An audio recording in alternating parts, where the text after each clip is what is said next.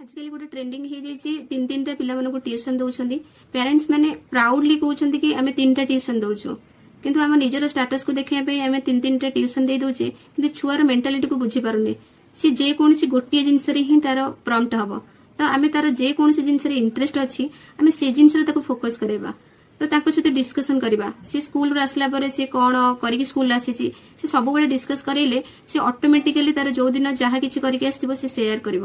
तो छुआ ना एमती जो आजिकल सब स्टेप नहीं जाऊँगी जो गुड़ाक आम समय नाला आम आमर सांग मान सहित बुलूले खेलुले मस्ती करूले क्या किसी कथा कही पारुले एवं तो छुआ मानक आम निज घर भितर रखिकी बंदी कर रखुचे तो आम छुआ क्या शेयर कर जदि आम सहित इंटरेक्शन भलरे न करवा तो स्कूल रे पिला माने जेतेबेले जहाँ भी किसी करती बापा माँ को शेयर करूना डरिकी तो आम सहित से सब किसी टाइम बाहर करके आम सहित मिसवाक पड़ो ना आम छुआ गोटे भल मनीष हो पारनि एमती प्रेसर कर खाली परसेंटेज चक्कर में पिला पाठ पढ़ेगा यहाँ तो गोटे भल पेरेन्ट्स काम नुहे तो से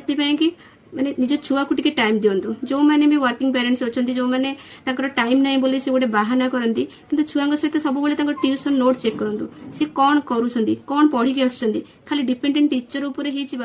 गोटे भल पेरेंट्स काम।